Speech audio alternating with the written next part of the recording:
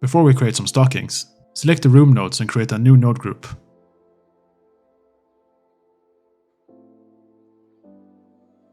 And name it room. Then disconnect it for now. To create a stocking, we could use the same technique that we used for the candy canes. However, there is an easier way. Add a mesh line and change it from count to endpoints. And set the start location C to 0.75 and end location C to 0. To create the shape of a stocking, we need to angle the bottom to the side. And as usual, we do that with a set position node and a mask created with an index node and a compare floats node. In this case, we want to affect the last two vertices. So set the compare floats node to greater than and the value to 7.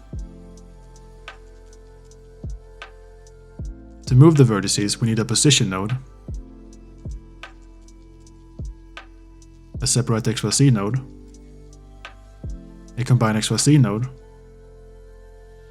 and a math node set to multiply. Connect the index node to the multiply node, and connect the multiply node to the X socket of the combine XYZ node. Connect the position node to the separate XYZ node, and connect the Y and Z values to the combine XYZ node. Then connect that node to the position socket of the set position node. Set the value of the multiply node to something like 0.15. To adjust the angle of the line, we need a math node set to subtract before the multiply node, with a value of around 7.3. With the shape of the stocking done, let's add some thickness to it. Add a mesh to curve node followed by a curve to mesh node, with fill caps enabled. However, instead of a curve circle as a profile curve, let's use a quadrilateral. Set the width to 0.35 and the height to 0.2. This is looking a bit blocky for a stocking, but we can fix that by adding a subdivision surface node with a level of 3. To add some more detail to the stocking, let's add a rim at the top. Add a join geometry node, a cube, and a subdivision surface node with a level of 2.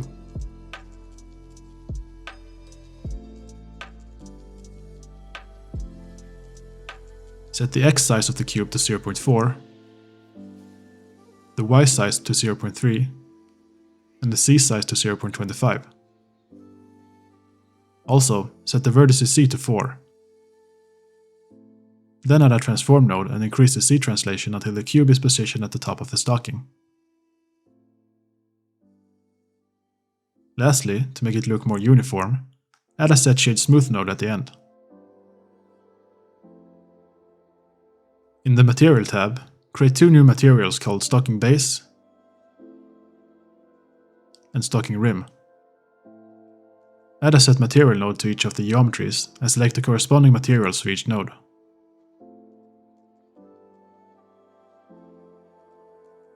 In the Shading workspace, select the Stocking Base material and change it to a bright red color and set the roughness to 1.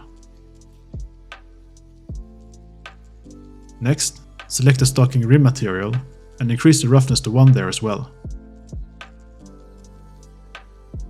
Before we create a new node group of the stocking nodes, add a transform node at the end, and adjust the Z translation so that the top of the stocking is near the origin of the scene. Once that is done, select the nodes and create a new node group.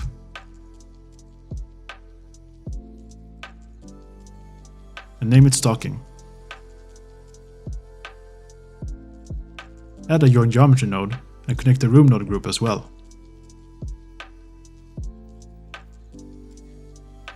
Add a transform node after the stocking group and use it to position the stocking on the wall.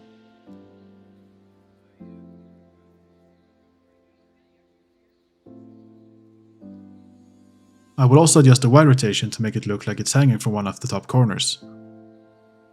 Once you're satisfied with the position and rotation, add another join geometry node. Then duplicate the stocking group and the transform node, and position the second stocking next to the first one.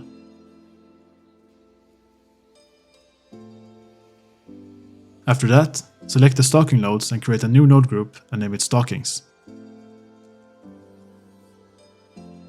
And that's it. Next time we will create a wreath and hang it on the other wall. See you then.